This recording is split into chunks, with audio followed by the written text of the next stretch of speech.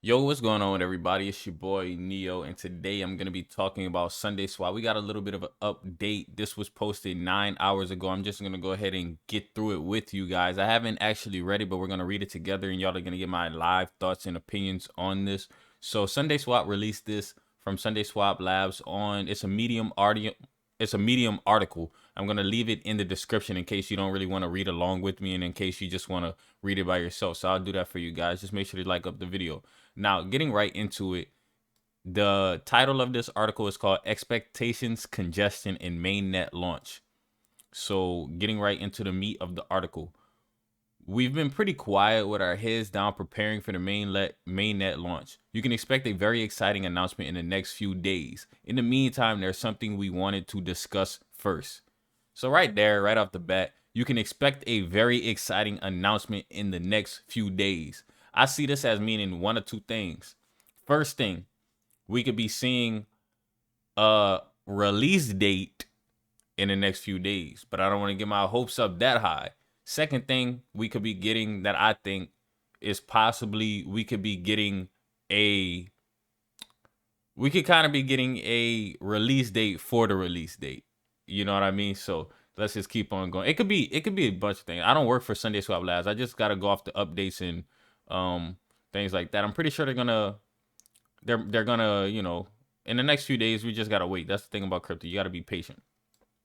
As we approach SundaeSwap's mainnet launch, the team at SundaeSwap Labs believes it's important to educate our community on some of the expected operational constraints and limitations that the blockchain and the DEX will exhibit on opening day and through the first weeks after launch. Now, this is to be expected, guys. I mean, basically what this is saying is that it might not be as mind-blowing as it will in the future. So maybe it's not as smooth, or maybe it's a little bit slower, something like that. I'm gonna just tell y'all straight up. I just have to be honest with you guys. That's basically what they're trying to say in the nicest way possible, which I appreciate them saying this before it even comes out. You know what I mean? Because we've been waiting for this a long time, and what I appreciated is the transparency. That's really what I appreciate about it. So the Cardano blockchain was designed for a global reach and penetration, achieving consistency on transactions across the world in seconds and engaging people from all economic backgrounds. Now that's kind of like the foundations of Cardano. Places like Africa don't really have as much economic opportunity as places like the United States, and other first world places. So with the weight, not to say like everywhere in Africa is behind, but like I just use them as an example because I know it's a continent, guys. All right, so with the weight of, because they working with Ethiopia, we know that from Charles. He said that before. With the weight of that responsibility, Cardano has always operated by measuring twice and cutting once. Now this basically is them saying that people addressing how people say things on Cardano take a long time. So they're saying we're making sure it's right. So that might take a little bit of time rather than making sure it releases fast, but it might break. You know what I mean? That's basically what they're saying. So this mantra has resulted in the initial parameters of the blockchain being set conservatively at present. With examples of real world traffic, IOG will carefully increase these parameters over time, with the latest being the 12.5% parameter bump we saw last month.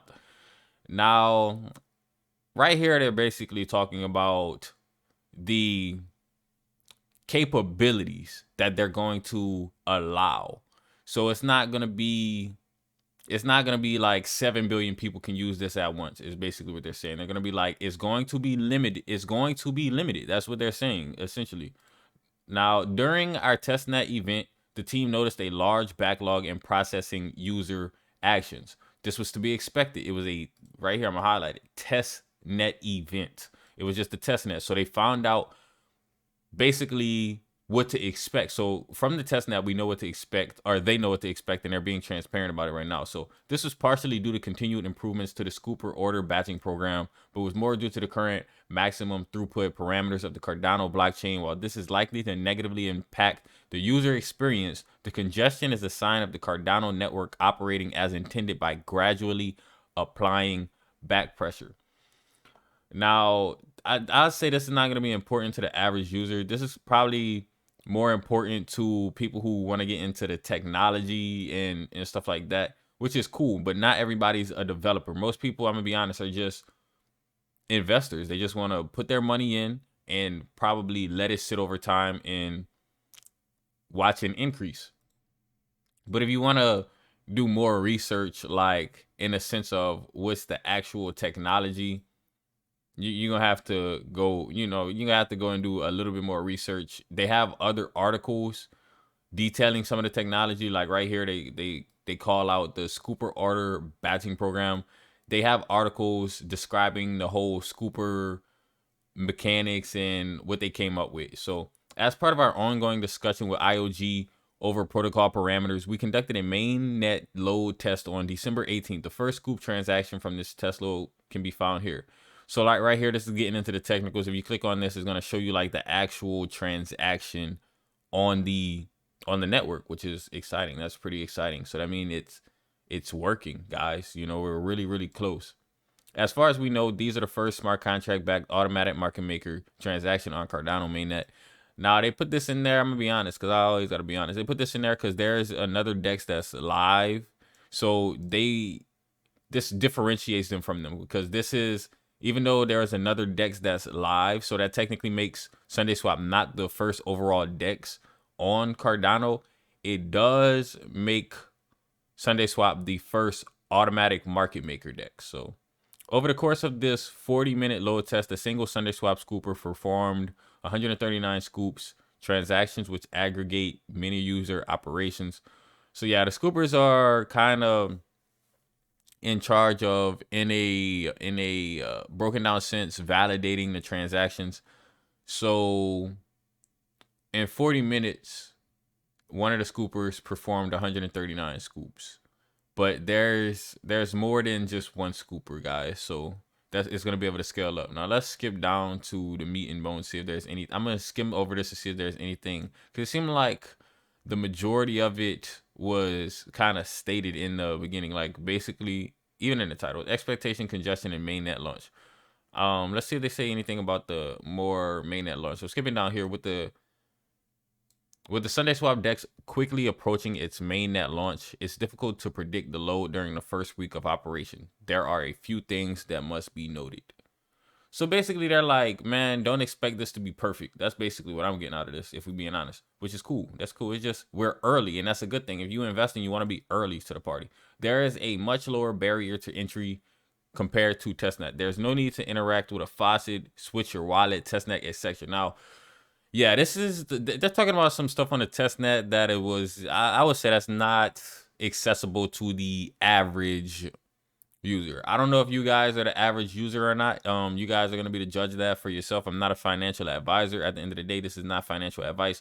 But this right here, there was a testnet, and it involves stuff like the faucet. Now the faucet, I ain't gonna get too in depth with it, but basically you use the faucet to get test tokens, but you're not gonna even need to do that for this, because you're gonna use your real ADA. The faucet will give you like fake ADA for a fake version or a simulated version. So there's a greater incentive to participate in the DEX to capitalize on its utility with real funds. Facts. You don't need to use a faucet to get fake funds. I'm trying to go through this article quickly, guys. I know you guys got things to do. Your time is important. Every once in a while, I mean, if y'all leave a comment, I'll go really in depth. I'll make an hour-long video if that's what y'all want me to do. But I know the majority of people have things to do, so I'll try to take your time into account. There is greater risk of participation since users are exposed to losses of real funds. That's facts. So basically right here, they're saying, yeah, when it's launched, remember, you're risking your real money. If it crashes, that's on you, because it's not financial advice. They can't tell you, like, to put your money in it. The SundaeSwap DEX must share network bandwidth with other launching protocols themselves, driving additional network demand. So basically, the Cardano network might slow down. Like, the transactions might not be in 5 seconds. You know what I mean? It is what it is. It's basically like, look at it as a road, all right? So you're driving down the road, and if there's congestion on the road, you ain't gonna be able to pass fast. But if there's no traffic, no congestion, you're gonna be able to pass fast. So they're basically saying a bunch of people are gonna be using this at once, so it might be a little bit slower. Let's just say it. Let's just call it what it is. All right.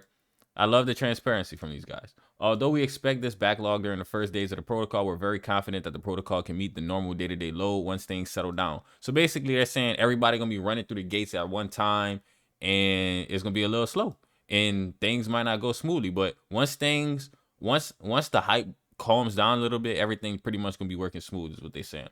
Because we expect a large backlog during the first days of the protocol, we will be building out features to inform users on what the current backlog is, what the current throughput is, and where your order roughly stands in the queue. Let me see how long this video been going on for. So it's about 10 minutes. I'm gonna tell y'all what I'm gonna do. I'll go ahead. Like I said, I'll link the article if you guys want to read it for yourselves. But I think I got the meat and potatoes of it. Let's go to their Twitter, because they just released a update on their Twitter. A follow-up to this article now. So this is a tweet that they tweeted out. Now that our article has time to sit with you, we had some thoughts to share based on your questions.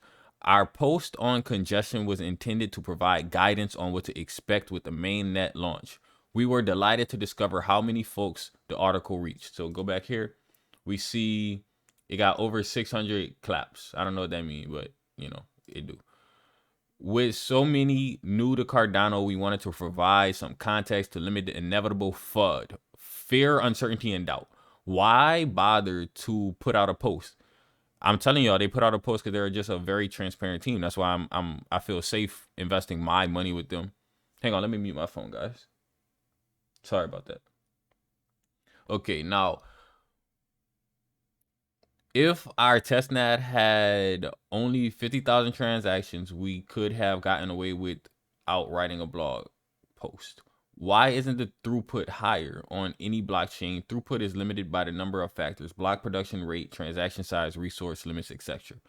On Cardano, the transaction size is 16K, in which includes the data, signatures, and compiled smart contract. The compiled smart contract represents the vast majority of space used by the transactions, around approximately 13K for SundaeSwap and approximately 9K for even a simple order book.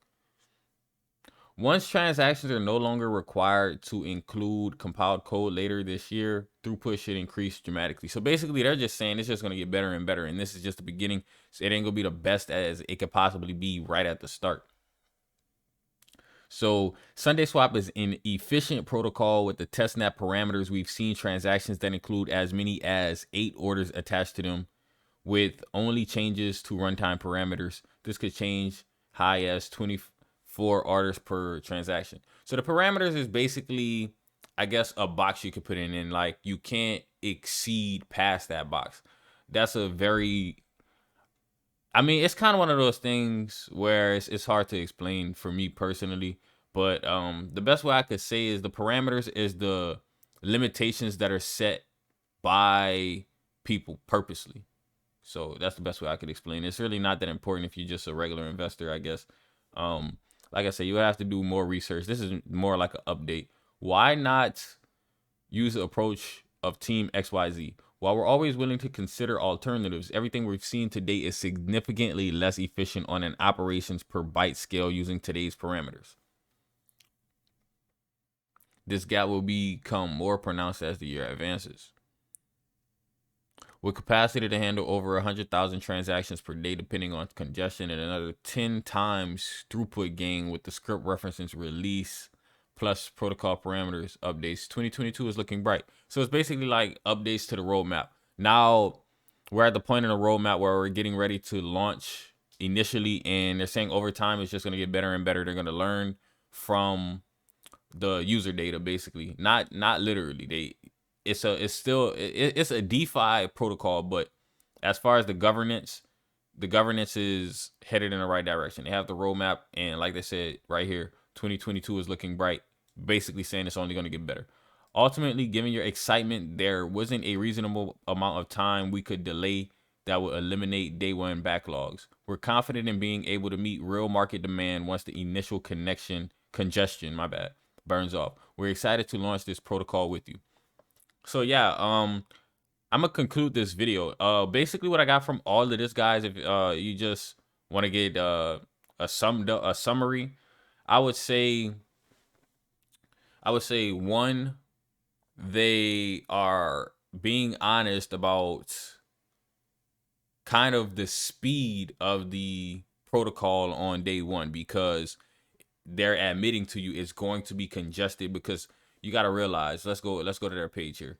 They have 200,000, over 200,000 followers. So let's say all 200,000 people try to use the protocol at one time, then it's going to be congested. But as time goes on, everybody, if everybody buys their tokens on the first day, then less people are going to buy it on the second day, because the people who wanted it had it on the first day. So after like after the initial release, it's just gonna kind of reach like an equilibrium in a sense. The other thing is there's another announcement coming soon. Subscribe to the channel. I'm gonna be on top of that one too.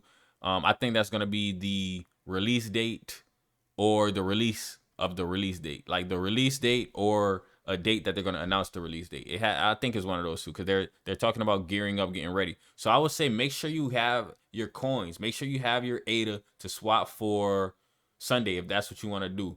I'm not a financial advisor. I can't give you financial advice, but I'm saying be prepared if you want to participate in this, because it's coming soon. And I'm going to go ahead and end the video off right there. Hopefully you guys enjoyed it. If you did, go ahead and leave it a thumbs up, comment, and subscribe. As always, it's been your boy Neo, and I'm out.